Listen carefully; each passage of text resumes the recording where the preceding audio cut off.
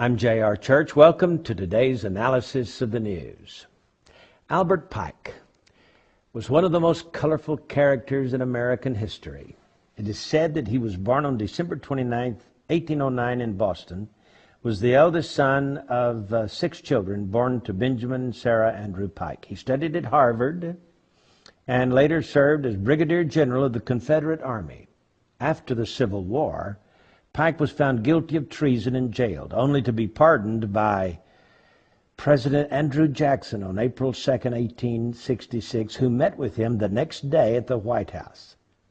On June 20, 1867, Scottish Rite officials conferred upon Johnson 32nd degree Freemasonry degrees. Pike was said to be a genius, able to read and write 16 languages.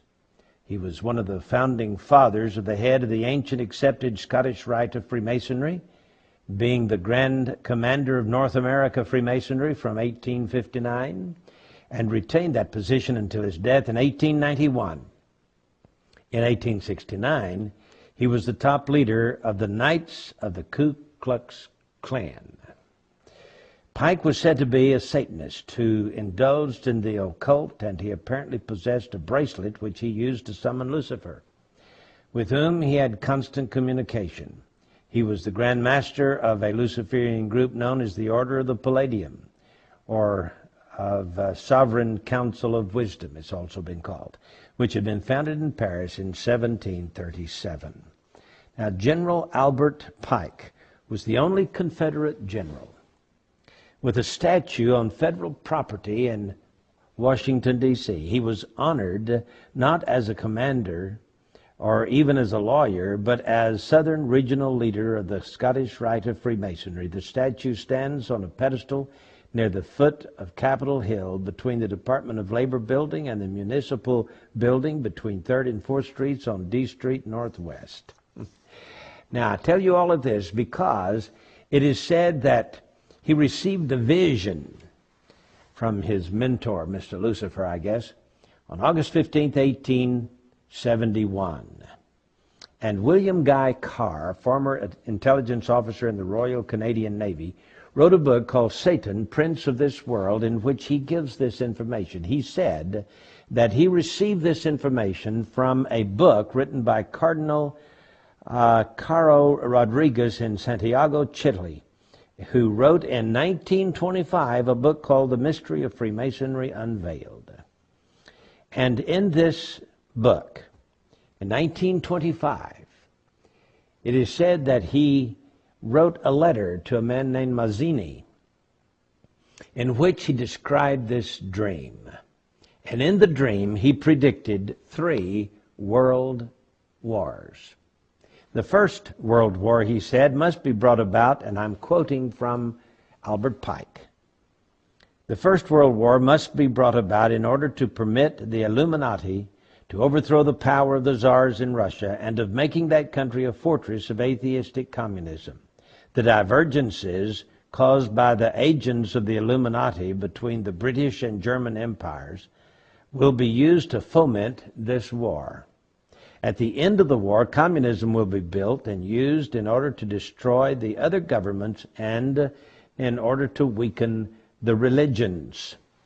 Now, students of history will know that Otto von Bismarck forged certain alliances between 1871 and 1898, which brought about this war, this World War I.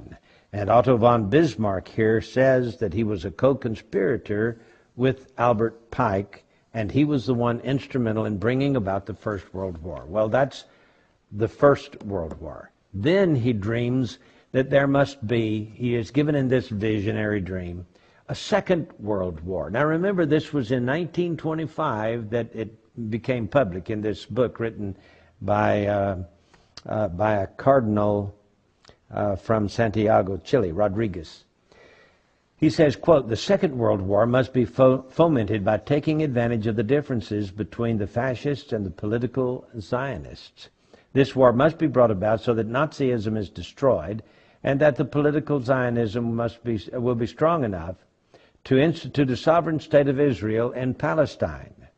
During the Second World War, international communism must become strong enough in order to balance Christendom, which would then be restrained and held in check until the time when we would need it for the final social cataclysm. Well, there are some who may argue that the terms Nazism and Zionism were not known in 1871. You should remember, however, that the Illuminati invented both of these movements. In addition, communism as an ideology and as a coined phrase originates in France during the Revolution. In 1785, Restif coined the phrase 4 years before the Revolution broke out. Restif and Babeuf, in turn, were influenced by Rosé, as was the most famous conspirator of them all, Adam Weishaupt. Then he has this vision, in this vision, not only one world war and two world wars, but here comes the third world war. He says, and I quote, "The third world war must be fomented by taking advantage of the differences caused by the agents of the Illuminati between the political Zionists and the leaders of the Islamic world." Yeah, that's what he says. The war, this was 1925. Please understand that.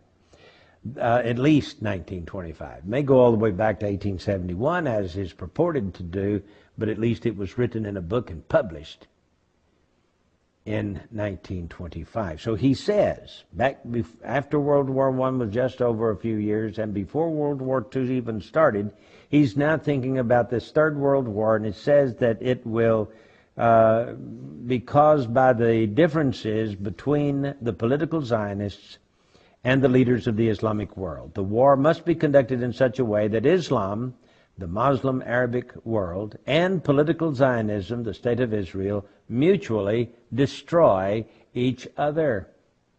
That's what it says. Meanwhile, the other nations, once more divided on this issue, will be constrained to fight to the point of complete physical, moral, spiritual, and economic exhaustion. We shall unleash the nihilists and the atheists, and we shall provoke a formidable social cataclysm in which, in all its horror, will show clearly to the nations the effect of absolute atheism, origin and savagery, and of the most bloody turmoil. So he's against Christianity and he's against atheism. They're supposed to fight each other to the death, you see.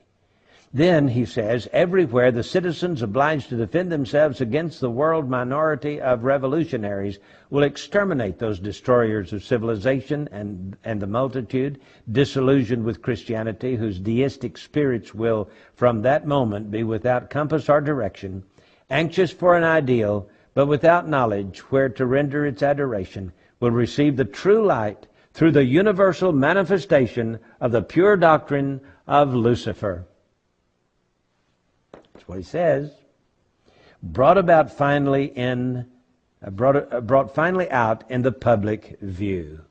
So he's saying that Lucifer will finally make himself, the good guy. He's going to save the world from these atheists who don't believe in deity and from these Christians who believe in the good God. Well, so it says, this manifestation will result in the general reactionary movement which will follow the destruction of Christianity and atheism, both conquered and exterminated at the same time. Well, I don't know if it's true, but I can tell you that it sure has played into what is being carried on in the Middle East today.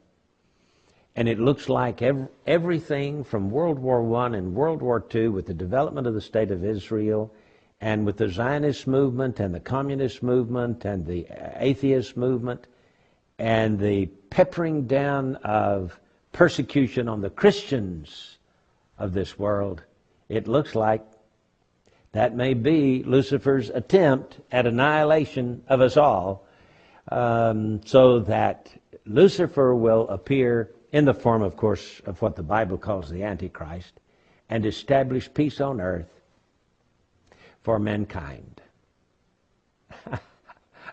I got news for all those Illuminatists. Their little plan will only last for 3.5 years and will be destroyed by the second coming of Jesus Christ himself, who, by the way, is going to take all of us Christians out of this world before the 7 years sets in, before this Luciferian ideal can capture the imaginations of people on planet Earth. There won't be a fight between Christianity and atheism, because we will be gone.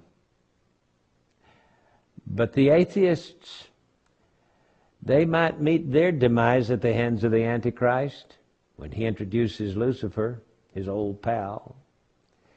I can tell you this, they're all going to be thrown into the lake of fire. So says the Word of God, and I believe it from cover to cover. I'm J.R. Church. We'll see you again tomorrow with our analysis of the news.